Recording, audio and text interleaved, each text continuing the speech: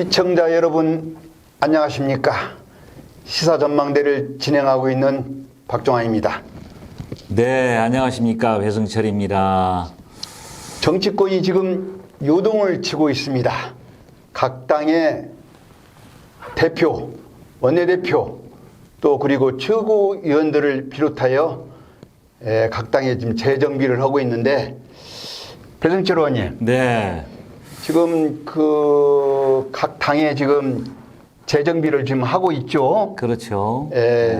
원내대표도 새로 뽑고 있고. 그렇죠. 당대표도 이제 서로들 다들 새로 또 신규로 신규라고 지금 뽑으려고 그러고 있죠. 네. 예. 그래서 저희들이 이제 우리 국민들의 시각을 보면은 민주당은 원내대표가 지금 뽑혔어요. 윤호중 씨라고.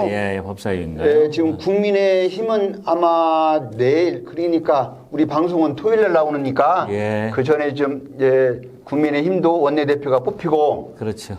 또 당대표 선거도 곧 있죠. 이제 민주당도 당대표가 선거가 이제 있어요. 국민의힘도 마찬가지고. 오늘 또 중앙 정치권 뉴스와 익산의 뜨거운 뉴스를 가지고 여러분 곁에 달려가겠습니다.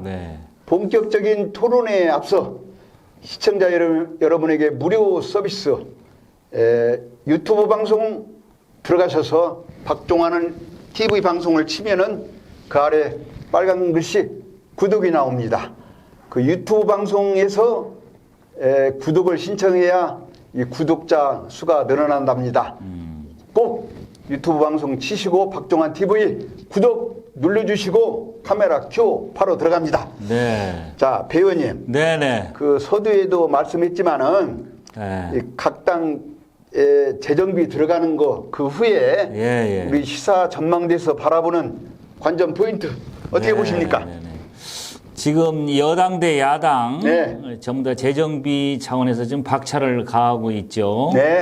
역시 원내대표 선거를 통해서 그리고 또 이제 당대표 선거를 통해서 왜 그게 중요하냐 하면은 어찌 보면 이제 1년 조금 채 남지 않는 그런 부분도 되지 않겠습니까? 그렇죠. 어떻게 보면 내년에 대통령 선거, 그 이어서 3개월 후에 대통령 선거가 있은 다음에 이제 지방선거까지 있다 보니까 당대표나 원내대표가 상당히 중요한 위치에 있죠. 그렇죠. 신중에 신중을 겨우고 있는데 지금 우리 여당을 한번 보죠. 근데 자완 어떻게 보면 여권에서 말하자면 정권 유지를 하느냐, 그렇지 않으면은 야당의 입장에 봐서는 정권 창출을 새로 신규로 하느냐, 이제 아주 막역지한 그런 부분이 좀 있는데 저는 이제 감히 아마 저는 민주당에서 좀 유리하지 않느냐 이런 생각을 가지고 있어요. 개인적으로 봤을 때 그 이유가 이제 금년 후반기에 들어서 이제 내년 선거를 대비해서 마지막으로 또 지금 현재 문재인 대통령이 레임덕이라고 하지만은 그래도 권력을 쥐고 있는 현직 대통령으로서 사명권이 있지 않습니까? 전직 대통령들의 어떤 사명권 가지고 들고 나올 수도 있는 거고요. 유리한 측면에서 봤을 때.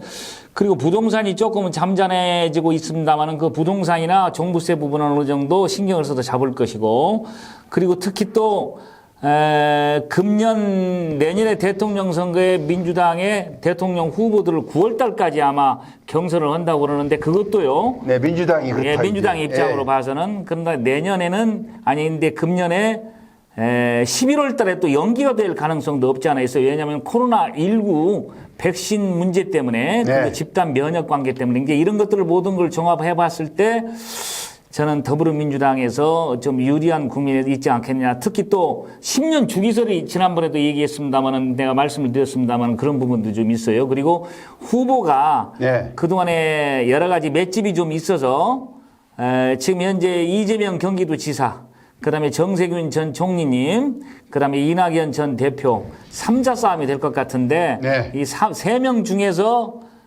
별다른 어떤 뭐가 없으면은 이제 우리 공천을 받을 거 아닙니까?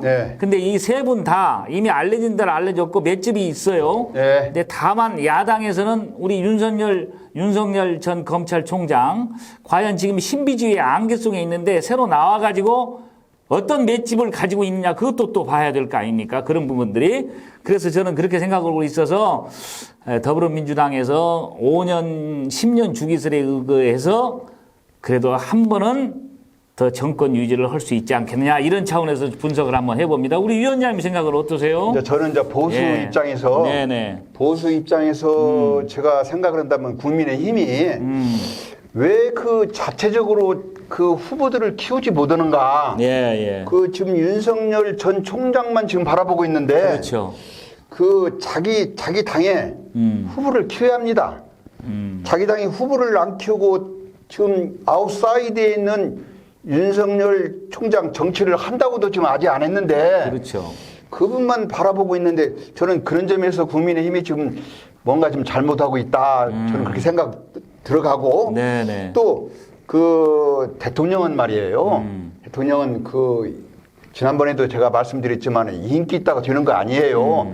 제가 볼 때는 윤석열 검찰총장이 어느 시점에 가면은 거품이 빠질 수도 있다고 저는 생각을 해요. 그러군요. 별의 순간을 잡았다는 아니 지금 그 애가 국민의힘에서도 지금 윤석열 총장한테 그 지난 그 검찰총장 하면서 지난 그 수사에 뭐 잘못됐다든가 그런 것을 뭐 반성을 하라. 그렇죠. 뭐 의원이 이제 한번 얘기를 의원이 했었죠. 또 그런 얘기도 했고.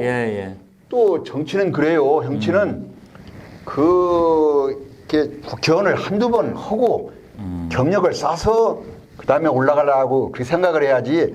검찰총장 바로 그만두고 몇 개월 안 남았는데 대선에 간다. 저는 아마 혹독한 윤석열 총장이 대선에 곧바로 간다면은 혹독한 시련이 있을 것이다. 저는 그렇게 생각하고 그 배우님 지금 안철수 국민의당하고 이 국민의힘하고 지금 합당 문제 지금 어떻게 보고 있습니까? 아마 안철수 국민의당 대표께서는 당대당 통합을 원하고 있는데 지금 물리적으로 당대표 선거가 곧 있고 그리고 원내대표 선거가 지금 국민의힘에서 있기 때문에 주호영 원내대표가 아마 오늘부로 아마 그만두는 걸로 제가 알고 있어요. 그러다 보니까 새로운 원내대표가 비상대책위원장으로서 그 부분을 서로 다루기로 아마 한 걸로 알고 있는데 이것도 참 쉽지가 않을 것 같아요. 그러다 보니까 자칫 잘못하면 국민의힘이 이번에 2030에서 이 남자 그러면 이 여자들이 많이 밀어주었는데 그걸 받아먹지 못하고 그냥 흘려보내는 그런 부분이 많이 있을 것이라는 생각이 좀 들어요. 근데 지금 하는 그 상황을 보면은 제2의 새누리당으로 지금 다시 회귀를 하지 않느냐 그런 생각도 들고 그래서 당대당 통합을 원하고 있는데 아마 또 국민의힘의 중진들이나 국민의힘의 대통령 후보들이 또 그렇게는 안 될 것이다라는 생각을 좀 그런 생각을 좀 가져봅니다. 위원님 생각은 어떻습니까? 안철수 제가 방송하기 전에 지금 뉴스를 보고 왔는데 안철수 국민의당이죠? 대표고 주호영 대표고 오늘 만나서 합당에 대한 얘기를 좀 했는데 안철수 대표가 다음 대선을 준비하기 위해서 이 합당 문제를 끌은 것 같아 저는 그런 느낌을 받았어요. 왜냐면은 100석, 103석 가진 당하고 3석 가진 당하고 통합을 하는데 당대당 합당을 하자. 당대당 합당을 하면 모든 걸 뭐 당원이니 당규니 당명이니 다 바뀌어야 합니다. 그것은 합당을 하지 말라는 소리가 똑같아요. 제가 보기에는 그렇다면은 안철수 대표도 국민의힘하고 합당을 하려면은 시원하게 합당을 하고 그 안에서 뭐 대선 후보가 되든 경쟁을 해서 그런 그 순서를 밟아야지 여기서 좀 뭔가의 기득권 정치꾼들 같이 기득권 뭔가에 바라고 지분을 돌라 어찐다 이런 식으로 합당을 미루면은 결국에 우리 안철수 대표도 미래가 없습니다. 저는 그렇게 생각해요. 정권 창출을 위해서 국민의힘의 입장에서는 선 통합을 이렇게 부르질 수도 있으나 그러나 이제 국민의힘 입장에서는 또 그게 아닐 수도 있죠. 그러다 보니까 여러 가지 문제점이 앞으로 해결해야 할 것들이 많이 있습니다. 그리고 특히 또 별의 순간을 잡았다고 생각하는 윤석열 전 검찰총장이 과연 국민의힘에 들어와서 어느 정도 힘을 쓸 수 있느냐, 어느 정도 맷집을 가지고 있느냐, 그런 부분이죠. 왜 그러냐면 거기서 이제 차관 경선 아닌 경선을 해야 될 거 아닙니까? 네. 그래서 국민의힘 입장에서 네. 대통령 후보가 돼야 되니까 이제 그런 부분들이 앞으로 여러 가지 일들이 많이 일어날 가능성이 많다. 저는 이렇게 보고 있습니다. 그래서 거기에 따라서 여러 가지 얘기들이 많이 나올 수 있다. 그러면 자칫 잘못하면은 국민의 신뢰를 잃어버릴 수 있는 그런 뭐가 있기 때문에 저는 정권 차원에서도 더불어민주당이 좀 유리하지 않느냐. 저는 그렇게 감히 한번 내다보고 있습니다. 자, 네. 그 앞으로 대통령 선거가 거의 이제 한 뭐 11개월 정도 남았으니까 그렇죠. 예. 이제 각 당이 재정비를 해서 좋은 후보를 내기를 네. 바랍니다. 네, 그러나 네, 네. 우리 시사전망대에서 지금 바라보는 것은 국민의 눈높이에 맞는 후보들이 나와서 그렇죠. 우리 경제도 살리고 코로나 대비에 네. 청년 실업 문제, 주택 문제 네, 예. 이런 것을 대안을 가질 수 있는 그런 후보가 그렇죠. 예. 대통령이 됐으면 좋겠다 하는 그런 예, 생각이 예. 여야를 떠나서 그렇죠. 그런 생각이 들어갑니다. 예, 저도 그렇게 생각합니다. 자, 예. 중앙 정치 그렇고 예. 이제 우리 익산 정치로 넘어갑시다. 아, 예. 우리 정원율 익산 시장님께서 예. 최근에 그 익산 수변도시 그 계획을 발표했어요. 예. 많은 시민들이 그 좋아하는 사람도 있고 예. 또 의아하게 생각하는 것도 있어요. 예. 여기에 대해서 어떻게 생각하십니까? 정 시장께서 지금 주장하고 나온 지난번에 기자회견도 보니까 네. 올 초에 지금 용역을 해서 네. 완공 시기는 2025년도 앞으로 약 한 4, 5년 뒤에 완공 시기를 보고 있는 수변 도시는 만경강 프로젝트라고 그러죠. 그래서 그렇죠. 연어형 익산형 연어형 프로젝트 완결판이라고 그러는데 네. 이게 만경강 프리미엄 수변 도시를 만들겠다는 거죠. 네. 근데 이제 지난번에도 말씀을 드렸습니다만 30만 평 부지에 1헥타에 약 한 150명이 아주 중저밀도 개발을 기본으로 해서 이걸 하겠다는 내용이고 만경강 산책로를 비롯해서 자전거 도로 생태 친환경 주거단지로 만들겠다는 내용이거든요. 그래서 이제 청년에서부터 임대까지 포함해서 은퇴자까지 모든 것이 복합 주거단지로 한 6천 세대를 만들겠다는 거예요. 근데 이게 네. 자칫 잘못하면은 미래 스마트 도시를 구해나오는 그런 희망사항을 얘기했을 뿐이라서 자칫 잘못하면은 장밋빛 청사진을 제시한 거 아니냐. 저는 이렇게 보는 측면이 많고요. 네. 이게 실현 가능성이 있느냐 없느냐는 상당히 좀 중요한 문제가 있는데 실현 가능성은 글쎄요. 저는 어려운 상황에 놓일 수도 있다. 지금 왜냐하면 여러 가지 모인 이 프로젝트나 이제 그런 부분들이 아주 아파트가 지금 많이 들어서지 않습니까? 익산에. 그렇죠. 그런 부분에 있어서 좀 의아스러운 그런 눈을 보내는 시민들도 많이 있다. 네. 그래서 자칫 잘못하면은 장밋빛 청사진으로 그칠 그런 상황이 아닌가 저는 이렇게 보고 있습니다. 네. 위원장님 생각은 어떻습니까? 그렇지 않으면 네. 제가 일주일 전에 수변도시 문제로 제가 더 자세히 알고 싶어서 이창현 익산시 정책개발 담당관님을 제가 그 초대를 했습니다. 그래서 그래요? 우리 여기 박종환 TV 방송국에서 그 서로 인사하고 한 2시간 동안을 제가 이제 익산시 정책개발 담당관이십니다. 그래서 2시간 동안 얘기를 해서 제가 수변도시에 대해서 제가 이제 물어볼 것도 물어봤는데 옛날 그분 도에 있었어요. 이창현 박사가. 그래서 내가 이창현 박사님한테 수변도시 이거 누가 아이디어를 냈는가는 모르지만은 아이디어는 좋다.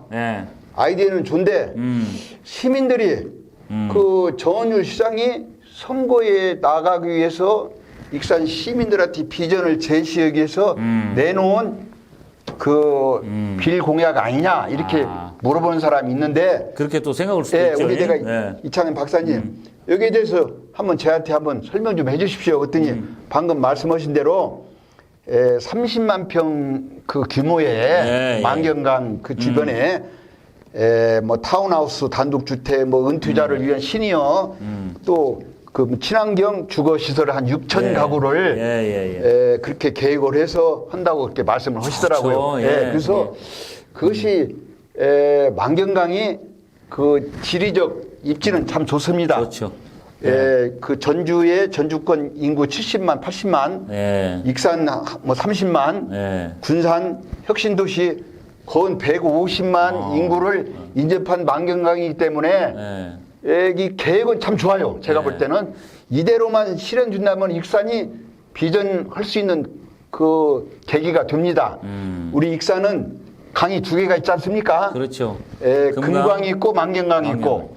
근데 한가운데를 지나가요. 아니, 지나가는 것이 아니라 비껴가. 네, 근데 그 교통 인프라나 여러 가지 입지는 만경강 아직 제대로 해요.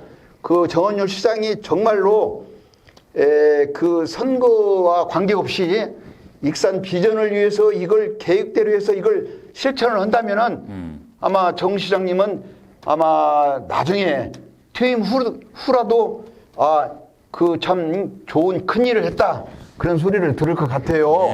그래서 저는 그 정말로 이 계획은 좋고 아이디어는 좋은데 꼭 실천하기를 그런 바람으로 제가 이렇게 오늘 수변 도시에 대해서 제가 한번 짚어봤습니다. 이제 그리고 제가 이창현 그 익산시 정책 담당관님한테 제가 뭐라고 말씀드렸냐면은 이런 그 수변 도시를 만들려면은 그 주변에 그 힐링할 수 있는 테마, 요즘은 관광이 힐링 테마입니다. 그래서 그 전에 익산시하고 그 MOU 체결한 그 물고기 마을이라고 있어요. 물고기 테마. 그래서 그 주변에 물고기 마을 테마 그 공원을 같이 접목시켜서 하면 좋지 않냐. 제가 이렇게 말씀드렸더니 참 좋은 생각이다고. 그래서 우리 정원윤 시장님께서도 그 물고기 테마 공연은 우리 정 시장님도 잘 아실 거예요. 그걸 한번 추진하려고 MOU까지 체결했으니까 그 수변도시 주변에 물고기 마을, 그 농촌 휴양도시 그것까지 같이 연결했으면은 금상첨화다. 좋죠. 저는 그렇게 생각합니다. 그리고 이제 거기에 저 간과해야 할 부분이 한 말씀만 더 올리면은 새만금이 성공의 열쇠는 수질 문제입니다. 지금까지 약간 수조 원을 투입을 해서라도 지금 이 수질 관계를 등급을 잡지를 못하고 있어요. 그래서 겨우 아마 농업용수 비슷하게 4급, 5급, 그 다음에 3급까지 왔다 갔다 하고 있는데 이것도 마찬가지 만경강 수변 도시의 어떤 프로젝트는 사실 어떻게 보면 물이거든요. 그렇지, 수질. 물의 수질을 오염. 먼저 잘 잡고서 이거 실천 가능성이 있어야 된다고 저는 이렇게 보고 있습니다. 그래서 제가 그 수질 오염 환경 문제 가지고 좀 여러분들이 제가 새만금에 대해서는 제가 조금 이게 지식이 좀 있는데 그래서 제가 엊그저께 그 새만강 팔문 새만금 개발공사 사장님한테 제가 통화를 했어요. 그 만경강을 비롯해서 동진강이 수질 문제 때문에 새만금에서 좀 골치를 앓고 있는데 새만금 지금 어떻게 되고 있습니까? 특별 인터뷰를 한번 제가 한번 초청한다고 했더니 한 5월 중에 한번 날짜를 잡으면은 새만금에 관련된 얘기를 자기가 한번 그 하고 싶은 얘기도 하고 새만금에 관련 우리 익산의 배우도시 문제도 자기가 하고 싶은 얘기가 있으니까 5월 중에 한번 자기 그 우리 박종환 TV 방송에 와서 새만금에 관련된 얘기를 한 인터뷰를 한번 하기로 했어요. 한번 검토하시죠. 그런 부분들 그렇게 합시다.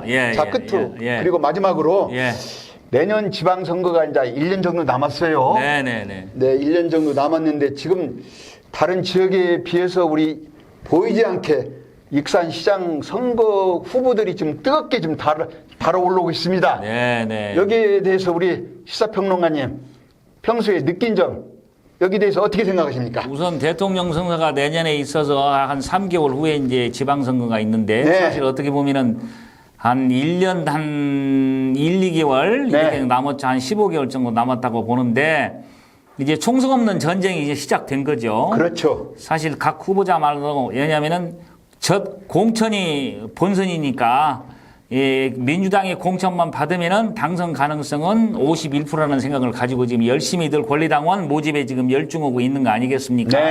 사실 그런데 이제 익산시장의 선거 구도는 더불어민주당의 공천자와 무소속 싸움이 아닌가 이렇게 생각을 합니다. 그런데 다만 한 가지 더 무소속이 여러 명이 난립을 하다 보면 표가 분산되기 때문에 그냥 더불어민주당이 공천 받은 사람이 사실 승리를 주게 되는 거죠. 근데 그것보다도 과연 내가 살고 있는 내 고향 익산을 경제적이나 사회적이나 모든 걸로 봤을 때 살릴 수 있는 그리고 그런 어떤 지도력과 어떤 정무 감각이 있는 사람을 당을 선호하기보다도 사실 어떻게 보면은 저는 개인적으로 네. 그 사람의 능력이나 지도력이나 그런 부분들을 좀 봐서 했으면 좋겠다라는 것이 저는 평소에 가지고 있는 생각이고요. 그리고 이제 내년에 대통령 선거 때 어느 줄에 서느냐, 어느 줄에 서서 대통령을 만들었느냐, 이제 그런 부분들로 사실 간과해서는 안 되는 부분이라 저는 이렇게 생각을 하고 있습니다. 우리 위원장님 생각은 어떠십니까?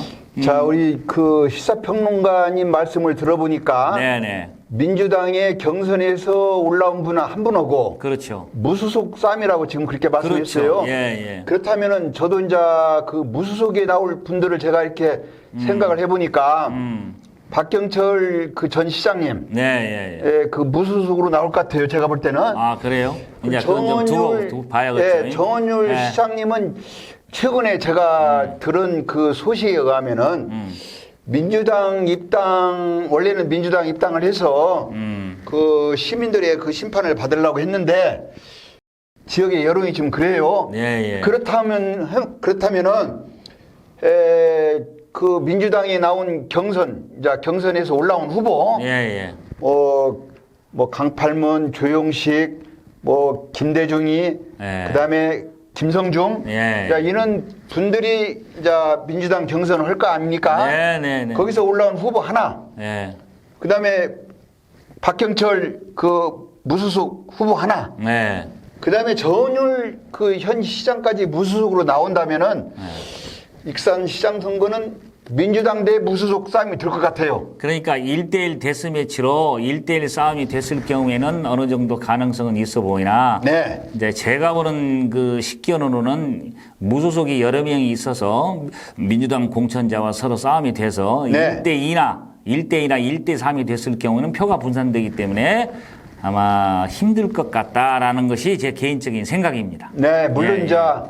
무소속 후보가 이제 한 명이 이제 한 명으로 압축이 돼서 네, 근데 이제 무소속 단일 때- 후보가 만들어야지 네, 만약 무소속 한다면 때- 그래야지 뭐 이제 게임을 보는 시각이 좀 있죠. 그렇죠. 지난번에 네. 그 오세훈하고 안철수 이렇게 단일화 그렇죠. 하듯이 그렇죠. 단일화 예, 하듯이 예. 그 민주당이 경선에서 올라온 후보 하나, 예, 예. 무소속도 단일화를 해서 하나 한다면은 아마 그 진검 승부가 되지 않냐, 그렇죠. 저는 그렇게 생각이 예, 듭니다. 한번 해볼 만한 싸움은 되지 않냐. 예. 그런데 여러 가지 또 변수가 있습니다. 사실 어떻게 그렇죠. 보면은. 예. 이제 하여튼간에 그 뜨겁게 달아오르고 있는 우리 익산시장 후보들, 예. 우리 박종환 TV 방송에서 5월 달부터 그 각 후보들 릴레이 인터뷰를 지금 하기로 지금 계획하고 잡아놨습니다. 있다, 예. 이거죠? 예. 그래서 내가 익산시장 적임자다. 그 릴레이 인터뷰를 5월 중부터 시작해서 네. 그 후보들이 먼저 그 스케줄이 이렇게 예약이 된 그 후보들 먼저 날짜를 잡아서 예. 5월 중에 한 분 한 분 모시고 네네. 인터뷰를 좀 할 계획을 잡고 있습니다. 아, 그래요? 예, 예. 그 우리 예. 시청자 여러분 기대해 주시고 예. 자 5월부터는 우리 박종환 TV에서 본격적으로 그 익산시장 후보들을 상대로 해서 내가 익산시장 적임자다 그런 인터뷰를 지금 준비하고 있습니다. 초대 손님으로. 예. 예. 이건 어디까지나 가나다 순이 아니고 준비된 후보들 일정에 따라서 계획을 잡고 있습니다. 초청을 했는데 초청에 응하지 않으면 어쩔 수 없는 거죠. 그렇죠. 사실. 예. 그것은 뭐 본인들의 그 생각이니까 지금 그렇습니다. 그 후보들하고 제가 네. 통화를 지금 어느 정도 좀 했어요. 네, 네. 그래서 지금 날짜를 지금 잡힌 후보도 있고, 예. 하여튼 우리 박종환 TV 방송에서는 다음 지방선거만큼은 확실하게 예. 바바공 있지 않습니까? 네, 네. 바바공, 바른선택, 예. 바른정치, 예. 공명선거 예. 이 캠페인을 벌려서 익산 시민들이 우리 위대한 익산 시민들이 바른 선택을 할 수 있도록 네. 길잡이 역할을 하겠다는 것을 분명히 말씀드리겠습니다. 예. 시청자 여러분 어떻게 보셨습니까? 이번 주는 바바봉 캠페인 바른 선택, 바른 정치, 공명선거를 하겠다는 것을 다짐하면서 여기서 작별의 인사를 구합니다. 시청자 여러분 다음 주에 만나요. See you again. 감사합니다. 감사합니다.